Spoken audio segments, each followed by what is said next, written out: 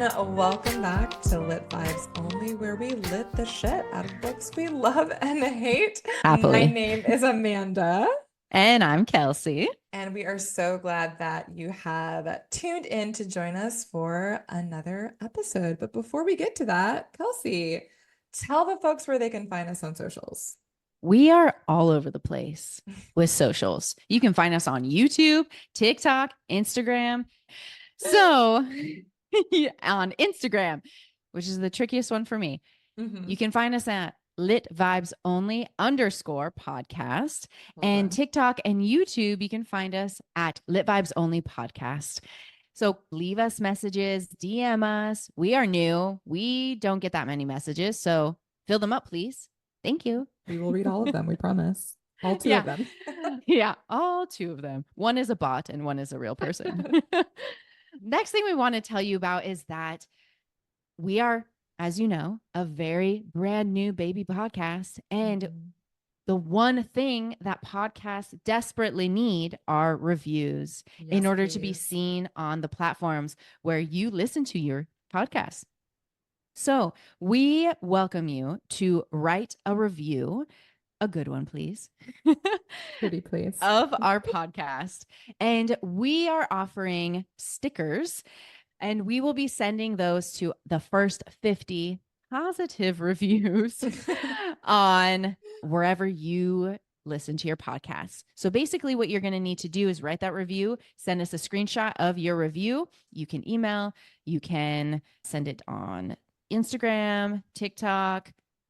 But one important thing to note is if you're going to email us, Kelsey, what's our email address? Again, litvibesonlypodcast@gmail.com. Yes. So please leave those reviews and follow those steps that Kelsey so wonderfully outlined for all of you. And yeah, the first 50 folks who leave us a kind review will be the proud owners of our Lit Vibes Only stickers that are super cute. You're gonna love them. So we're gonna start this episode of the day with yes. I'm so glad because I was ready to launch into the next one. See, I already forgot. I know. I already forgot, and this is why we have outlines for these episodes. So we're gonna dob. I'm so set on making this a verb. I really am. I'm committed. Dobbin. So should I start? Do you want me to kick things off? Go for it, Amanda. So dob, drink of the day, outfit of the day, book of the day. For me today, super basic. I am just staying hydrated. Got a lovely large bottle of water. This is not for those of you who can see this is not a Stanley. This is like the cheaper Target version, simple modern in my favorite color pink. And it's chock full of water. I heard Stanley's like leak a lot. Do you have any? Well, I have no idea because my 7th graders, especially last year, obsessed. Oh my gosh. Like literally all of my 7th graders were like hauling around these massive jugs of water that were honestly larger than they were. I cannot speak to their leakage or lack thereof. Performance. I love my simple modern though. It's great. It has all of the same features for the most part. And it keeps me hydrated. It's demure. So cutesy of you. I feel like this is going to be in every single episode. Oh, absolutely. How demure of you. How mindful. Okay, so that's my drink of the day. My outfit of the day. Surprise, surprise. Yet another t-shirt. I told you guys I'm very basic when it comes to what I wear. This is kind of a peachy color. Salmon. Peachy salmon coral. It's in that family of colors. One of my favorites. And then my book of the day is actually, I'm so excited. So this is Fledgling by Octavia Butler. Ooh. I know. I actually have her on my TBR. Yeah, I've read a couple of her things. Loved Kindred, loved Parable the Sower. I've heard interesting things about Fledgling. I've heard a little bit of controversial things about it. So I am super excited to dive into it more and let y'all know what I think. How exciting, Kelsey. I just recently bought The Parable of the Sower and the second one in that series. I can't wait. I've actually only read the first one. I don't think Oh, really? I don't think I ever. Did you not like it then? I liked it, but I don't remember what as you know, I get distracted very easily. And I think I just got caught up in something else. And and honestly, this is a little tangent, but it's one more reason why I don't read a lot of fantasy is because they're almost all series. Like there's very few like standalone, I feel like Yes. standalone fantasy books. I'm like, I can't commit to that. Like I think I that's a gotta switch duology, things isn't up. it though? I don't, I think there's only 2 books. is there only two? Yeah. Okay. Still too much to commit to. Way too much to Wow, commit to. Amanda. Commitment issues. Maybe a little. Maybe a little. Hey, just teasing you. Okay, so my job, I'm dobbin of the day. I first have also fairly basic, like just a sparkling water. Okay. It's a Love it. ginger citrus twist flavor. Mhm. And I actually have, I think, my first bookish t-shirt on. Ooh, tell us. It's really hilarious because I bought this in, oh my God, wait, where did I? Yeah. No, I yeah. see Okay. Shakespeare. Because it's Shakespeare and Company, and there is a Shakespeare bookstore in Paris, but this is not where I got that from. Okay. There is a similar, not a similar bookstore, but similarly named bookstore in Missoula, Montana. Okay, not quite And Paris, it but just okay. has like a picture of, a bookstore / reading. And basically, the quote at the bottom says, if you go home with somebody and they don't have books, don't fuck them. You had no idea that's really where that good was barometer. going. I was like, wait for it, wait for it. I think it's a really good barometer of whether or not I would get along with someone. Yeah. Yeah, I like No, that totally. actually. I can live by that. I can live by that. So I had to get this shirt while we were there. That was last year. And so this was my first bookish t-shirt. And my book of the day, I am actually listening to this on Libby. Very mindful of me.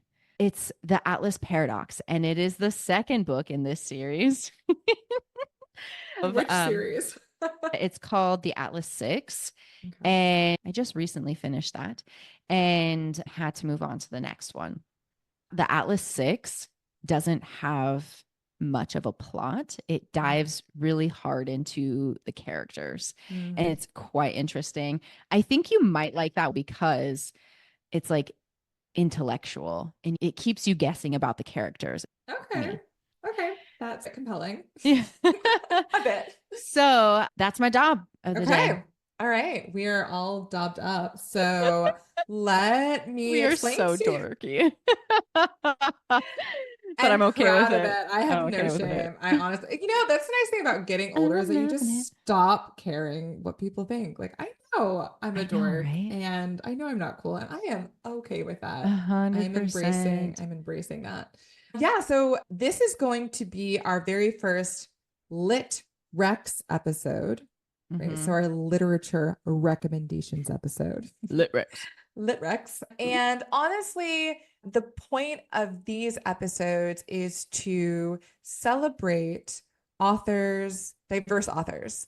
And because each month of the year is already set up to celebrate different heritage, we're going to be each month highlighting, celebrating, uplifting, centering diverse authors and stories from the heritage that is being celebrated that month. I think both as educators and as women of color, this is something that's really important to us, really near and dear to our hearts, and also just as readers who are constantly looking for ways to broaden our horizons, to learn new things, to grow. We think this is a really great thing to incorporate, and we hope that you'll join us on this journey of continuing to interact, right, with authors and stories and experiences that are outside of our own. So, Kelsey, why don't you tell us a bit about the heritage this month? So this month we are celebrating Hispanic Heritage Month, and that goes from September 15th to October 15th.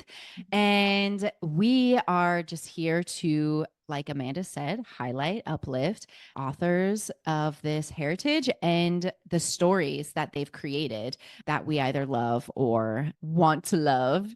Because I have a book that I have yet to read, but I'm very intrigued by it and hope you will be too. Awesome. Yeah. So, how this is going to work, we both have chosen 2 books, as Kelsey said, that we've either read or it's on our TBR or has been highly recommended or well reviewed that we wanted to put on your radar. And so you can potentially add it to your own TBR as well. So, I'm going to kick While things we off. are in the Heritage Month of that choice.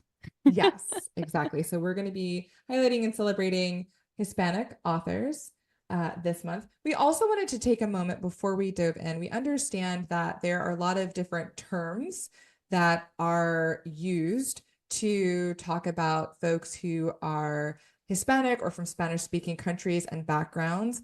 And for the purposes of our podcast, we're going to be using the term Hispanic and Latine. We know that that folks also use the term Latinx or Latino. And so we decided for the purposes of our podcast that we were going to be using those two terms. One, because Hispanic Heritage Month is called Hispanic Heritage Month, and also because Latine is a very gender inclusive word. And, we're all about inclusivity and acceptance on this podcast. And so that was a decision that we both made. So you'll hear us using that term throughout this episode today. So we're going to dive right in. I'm going to start off actually with a book that is quite old, so you might not be familiar with it. I was first introduced to this book by a friend in the book club that I am a part of, and was not actually completely sold on it when she described it to me. It's called Like Water for Chocolate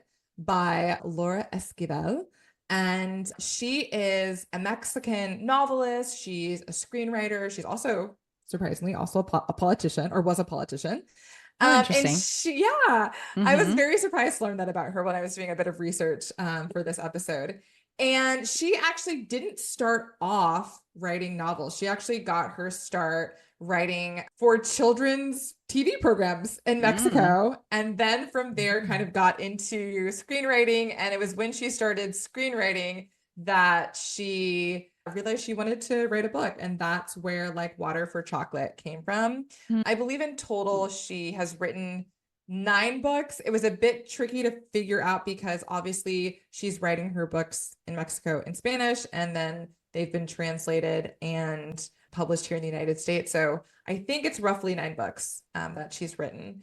But Like Water for Chocolate, I actually have the book here.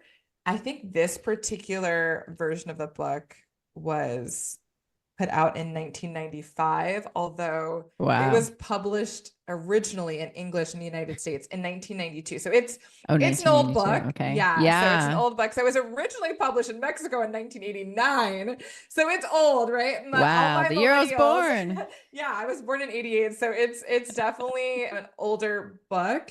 So again, you might not be familiar with it. It might not be on your radar. Hopefully now it will be. But actually won the American Booksellers Book of the Year Award back in 1994. And it's a really interesting book because it incorporates a lot of magical realism.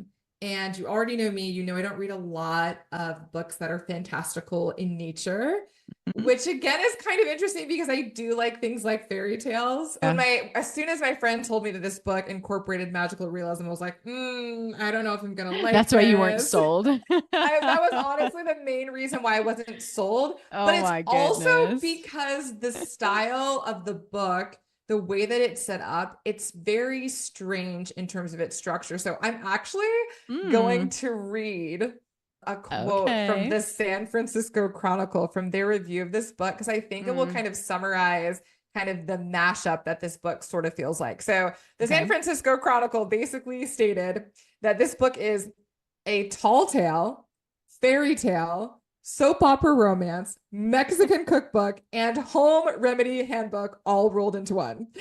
And I was like, you know what? That's literally how I would describe this book. It's so perfect. So I just wanted to interesting words and use them. So it really is kind of this coming together of a variety of different topics and themes, and honestly a little bit of genre mixing as well.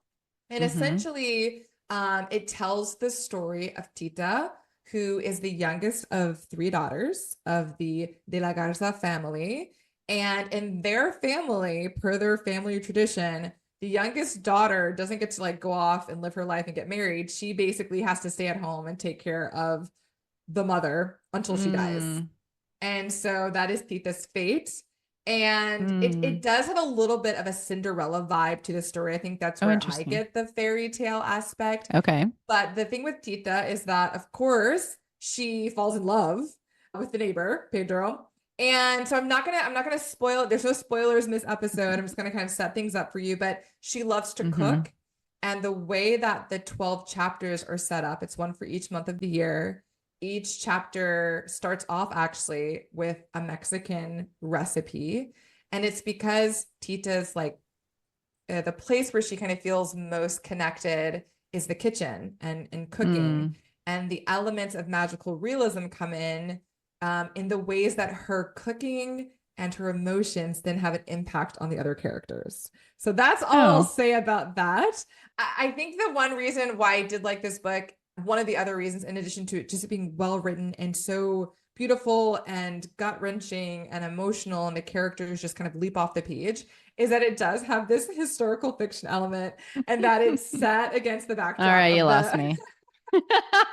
Stay with me, I promise. It's so good. It's set against the backdrop of the Mexican Revolution that happened from 1910 to 1917. So it's not a huge part of the plot, but it does factor in. And it does have an impact on some of the characters and the choices that are made, and kind of how the outside circumstances are impacting all of them. But overall, it's a beautiful, poetic, delicious, intriguing. I think you're gonna like it because it's also devastating. I mean, there's a lot of heartbreak. It'll make me cry. It'll make you cry. Kelsey will love this. Yes, there's a lot of heartbreak because things, don't always go the way we want them to for the characters. And it is also a short read. It's only 246 pages, so it's definitely something you could easily get through, in a weekend, on a flight, on a trip. So highly recommend it. I thoroughly enjoyed it. I was pleasantly surprised. There's also, if you're someone who likes to read the book and then watch the movie, it actually was made into a movie in 1992. Have you seen it? I have not. It's hard I think you can rent it on really random streaming platforms. Sure. So I haven't seen it. I think I might though. As I was prepping for this episode, I was like, oh, I think I might want to go back and watch them, go and watch the movie. And then the last little thing I'll say about this, and again, I just found this out today as I was doing a little bit of pre-recording research, is that Laura Esquivel ended up writing a sequel to this book that was published quite recently in 2020 called Tita's Diary. And it just further dives into Tita's story and has more recipes and kind of reflections on life. So if you do end up reading this book, which I hope you do, and you like it, there's also a sequel that you could check out as well. So that's my first recommendation. How old was she when she wrote Water for Chocolate? I don't know. I know that she's in her 70s now. And this came out in the 90s. So you can do the math. I can't, because I literally can't do math. But I'm so curious how the story changed, the storytelling changed from the first book to the second book. That's really interesting. Because she's so much older, about 30 years older. Yeah. Wow. Very compelling. Thank you, Amanda, for your first lit rec. So my first lit rec is Lobizona by Romina Garber. And I just do not think that this book gets enough the hype that it deserves. It is a YA novel, so there's not really any spice. There is love interests and love stories going on, but that is not the focal point of this book.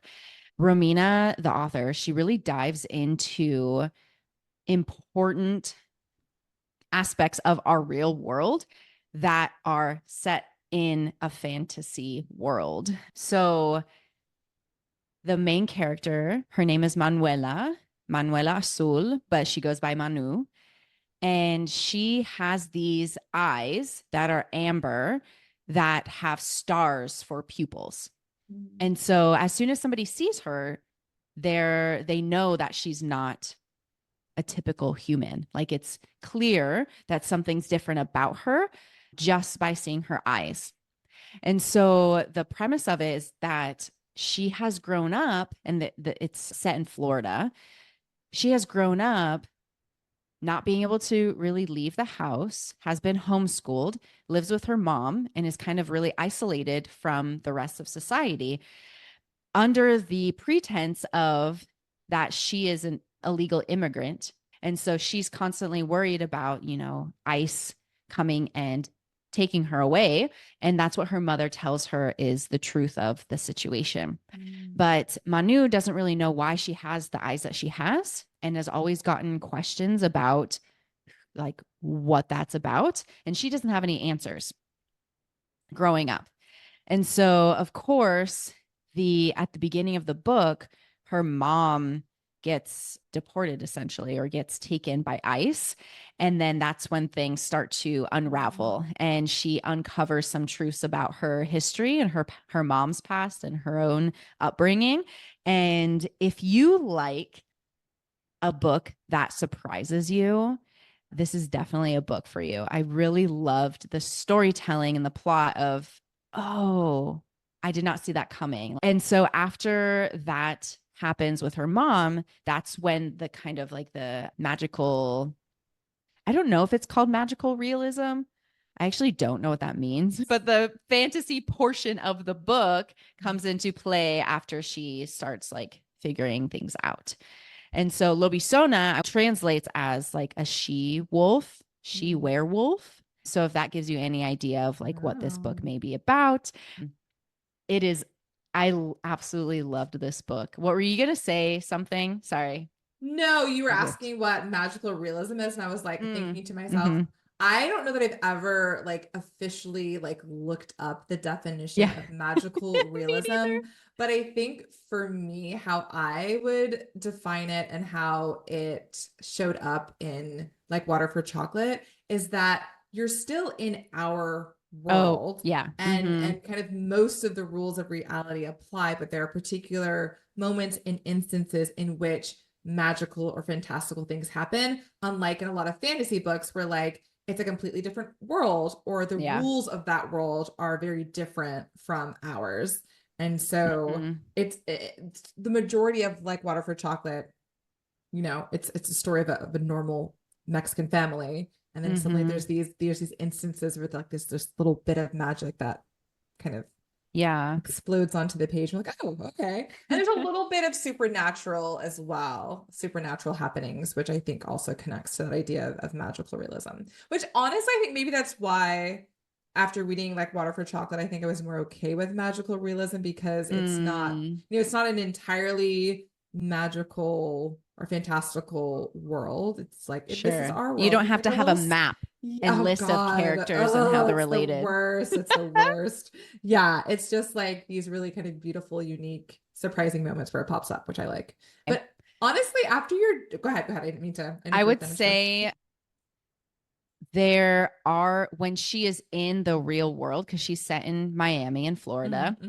When she's in the real world, there are elements of magical realism, but then she gets kind of propelled into another world within our world. And so I don't know if that's would meet the definition of magical realism, because there is a completely different world, but it's set atop the stage of like the real world. Yeah. So I would also say like this has threads of found family. The book, her writing, Ramina's, I really don't think she like beats it to death either. She definitely challenges like the heteronormative and binary and kind of the status quo of like how the society, which is the society that she's propelled into, it really mirrors our current society, but just in a magical way. But she definitely challenges like machismo and all of those things. There's through lines of feminism, and I just love how this story was told, and you really fall in love with the characters, and you want good things for them, but they are facing a variety of challenges. And I think I'll leave it at that. But yeah, what was your response to the book? I was just gonna say that I am intrigued. Like the way that you set it up, I'm like, I think I would like this book. I like that it kept you guessing. It's, you know, obviously one thing that draws me to like thrillers and mysteries and like, what the heck is going on and why can I figure this out? So, and I think I think you're having me read this book at some point too. I don't have this on our list yet, but I think I read it. Yeah, this was the first book I read in this year. And I remember because you were raving about it while you were reading it and then after. Yeah, it was the first book I read this year, and it would be cool to do it in January. on the Yeah, other I side love that. Yeah, of absolutely. 2025. So maybe it is Awesome. on our list. We shall see. All right. Well, then I'll do my second book. So the second book that I have for you guys today is called The Poet X by Elizabeth Acevedo. And this is another book that I have in fact read. I was actually gifted this at a DEI, a Diversity, Equity, and Inclusion conference I Mm. attended several years ago. And I want to be gifted a book. it's a really because I'm actually getting gifted books at places and like they're gifting them because they're Sure. not that good. This is like a A quality book. good book. And I feel like it would not have been on my radar otherwise. Mm-hmm. So a little bit about the author first. So Elizabeth Acevedo, she is the daughter of Dominican immigrants. She grew up in Harlem, and this actually ties into the story because the protagonist in the Poet X, also a Dominican, also grew up in Harlem.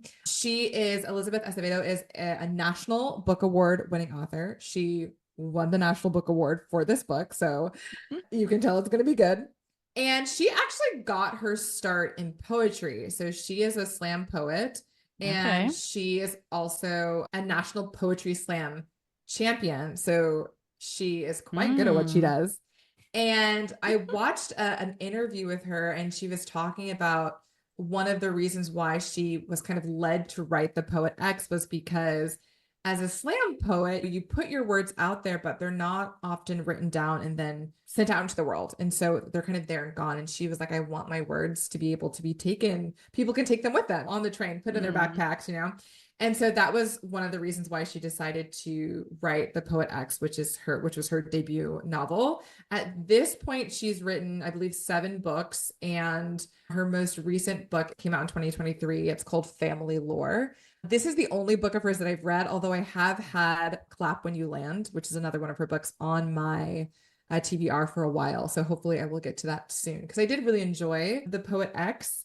It was published in 2018, so it's a pretty recent book. And in addition to winning the National Book Award, it also won, I don't know if I'm going to pronounce this correctly, but the Pura Belpre Award, the Michael L. Prince Award for excellence in young adult literature. And so I actually have, again, the book here. And if you look at the front of it, it's just like covered in like all of these beautiful gold stamps because it is a highly awarded book. So the cool thing about the Poet X, and I didn't know what to expect because again, I didn't pick this book, it was given to me. It's actually not written as a novel. It is a story that is told through a series of poems.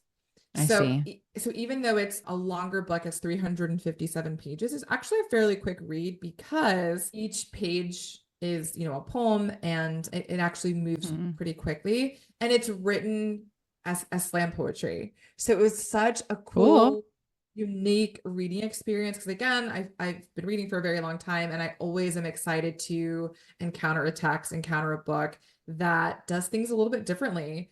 And even though I enjoy writing poetry, I don't read a lot of it. And so that was really something that set this book apart for me. It is YA fiction. So Kelsey will probably like that. I don't read a lot of YA fiction, although I do love it. So that was great. And essentially, the book tells the story of Xiomara Batista. She's, again, a 15-year-old Dominican teenager. Mm. She's living in Harlem. And she has this secret, which is that she really loves to write poetry. And she comes from a pretty traditional Catholic Dominican family. Mm. And, being a poet is not really, something that her parents are pushing her to do. And so she Sure. hides that from them. And it's very much a coming of age story because in addition to her exploring her creativity through her poetry and kind of rebelling against her parents in that way, she's also growing into her body. And so there's issues of, her dealing with this increasing kind of sexualization that's happening from the men in her life and her community and how she responds to that. She has a lot of anger issues that she's coping with and Mm-hmm. dealing with that flare up throughout the book. And just in general, her identity as a brown woman living in the United States and all of the struggles and challenges and experiences that go along with that. So I really enjoyed it because, again, I enjoy poetry. I specifically enjoyed Acevedo's style of slam poetry. Yeah. And I felt that it was just a really beautiful, unique way to talk about the experiences specifically of Latina, Hispanic young women and teenagers in this country and explore that through poetry as she's battling between, her traditional religious upbringing, but also wanting to spread her wings and have self-actualization and grow into herself, her identity, and who she is, both within her family and outside of it. So again, loved this book. It is highly awarded for a reason. Even if you don't normally read YA fiction, I think this is something that will really Or poetry. resonate, or poetry. Mm-hmm. I think it's something that will resonate with like a really wide audience. So don't let the poetry or the YA label like throw you. I guarantee you it's such an engaging and thought-provoking work. And as I'm talking about this, I'm like, yeah, I really do need to go and read her other stories. I don't know why I've been putting it off. So The Poet X by Elizabeth Acevedo. Do yourself a huge favor and check it out. Check it out. Nice. Thank you. That also, is it like a heavier read? No, I mean, there Okay. are some, she's battling with different challenges, but and again, I haven't read this in a couple of years. I don't believe there were any I don't think there's any content or trigger warnings I would give. Okay. And it does have, I don't think this is going to spoil anything. It does have a happy ending. So it's definitely, you're not going to you're sorry, Kelsey, you're not going to be distraught and devastated at the end of this book. You might be at different points in the middle, but not at the end. Yeah. Good to know. Good to know. I always need to know if I'm going to cry or not. Mhm. So, moving on to my last rec, which has to end in the world of romance. Of course, but of course. um, this book is by Alexis Daria or Alexis Daria. I'm not sure how she pronounces her name, but she has written a variety of other romance books. That is her genre. And she actually has another one coming out in February next year named Along Came Amor. Oh my God. And so Oh my gosh. this book, I was just immediately like drawn to it. Like the cover, I think Wait, it's hold on. so You haven't freaking. actually told folks what the title is. Oh. The cover of You Had Me at Hola. There we go. It just looks so freaking cute. And Mm-hmm. the whole premise is that they are two stars of telenovelas. Mm. And I was like, I have to get that. I have to know what this is all about. And the further I was reading into it, it actually does sound like a pretty compelling, like, or more in depth romance story. Because, of course, with romance, you expect two people to fall in love. Mm-hmm. And I do believe that's what happens here.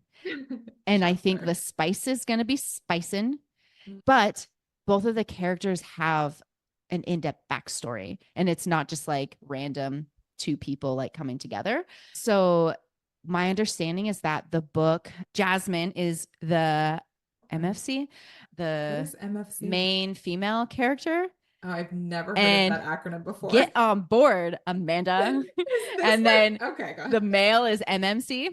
Uses these terms? Like, in what circles are these Book used? Is talk. this? Oh, I was just about to say book talk. Yeah, I'm not on TikTok, y'all, in case you couldn't tell. I mean, technically you are. You just need to okay, get via acquainted with it. yes, via our Lit Vibes Only podcast account. So Jasmine is the MFC.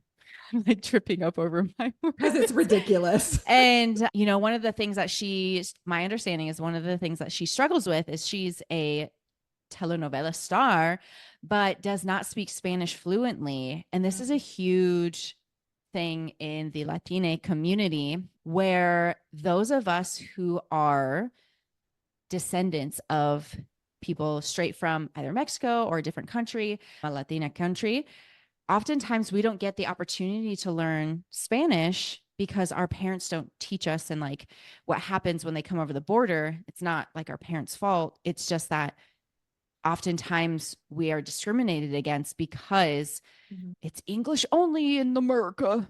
And there's a lot of like families that just want it to be easier for their children and don't want them to have an accent or to be targeted the way that they were targeted. And it's clear that if you speak English in this country, it is easier for you. Right. And so we haven't, you know, if you can't tell, like I am actually of Mexican American heritage. And so my grandfather was from Mexico and I didn't grow up with him, but I learned Spanish starting in high school and have like continued along the way. But I still wouldn't say that I'm like perfectly fluent in Spanish. And so to me, I feel like I'm probably going to relate with Jasmine in this understanding of like, oh, she doesn't speak perfect Spanish. And that's okay because that's a lot of our stories. So I'm curious about that. And it sounds like the MMC, main male character. Gosh. It just reminds me of like MMA, you know, like mixed martial arts, or like I just like that acronym sounds so over the top to me. Anyhow, continue. Somehow he's struggling with some traumas that he's experienced in the past, and those come through his own insecurities, I suppose, in this book. And so I'm excited to get into a book about two Latines. I'm just excited for it. So yeah, keep on the lookout. It definitely sounds like a very you book for multiple reasons. I just think it's funny how you're like, oh my gosh, I love how cute this cover looks. And I'm like, I just think romance novel covers are so ridiculous. So stinking cute. Look at this. I love the coloring of it. Oh my gosh. There's no sprayed edges or anything, but it is the color of it, even like it's nice. It is. I will give you the color. The colors are nice. Like that. It's very bright, but I think that's one of the reasons that and it's like another sunsetty vibes. No, it like that's another reason that puts me off romance books. Like they just look so cheesy. Like the covers. Like I do judge a book by its cover. The books are cheesy. Like that's the whole point. I know. So they're telenovela stars. It's going to be hella cheesy. This is true. That's the hope. This is true. They're like clearly telling you exactly what you're getting on the cover. So that's, they're true to who they are. Fair. Awesome. So yeah, those are our 4 books. So just like quick summary. It's The Poet X by Elizabeth Acevedo, Like Water for Chocolate by Laura Esquivel, and then your 2 books, Kelsey. Lobizona by Romina Garber, and You Had Me at Hola by Alexis Daria. Yeah. So if you're curious if any of those sounded like something that you'd be interested in checking out, we highly encourage you to do so. As always, we'd love to hear from you. So if there are books from the authors that you have read that you think other folks in our community would enjoy, that we would enjoy, please be sure to send us a message on our socials, TikTok, Instagram. We'd love to know what those recommendations are, and perhaps we can share those on upcoming podcast episodes as yes, well. Please. Absolutely. All right. I think that's it for us. But before we do that, because we're trying to make this a habit, we need to do our socials. I'll do them this time. So just as a reminder, if you made it to the end of this episode, just a reminder, you can find us on Instagram at litvibesonly_podcast and on TikTok and YouTube at Lit Vibes Only Podcast. And don't forget, if you are enjoying this podcast, please feel free to leave us a review on wherever you listen to your podcast. Be kind. And the first 50 folks who do so will be receiving a limited edition. We gotta jazz this up. The OG edition, the OG Lit Vibes Only sticker. You know you want one. 100%. So be sure to leave us a review, screenshot it, and then send it to us via our socials, or you can email it to us at litvibesonlypodcast@gmail.com. That's all for us today. Thanks for hanging out, and we will see you next Monday.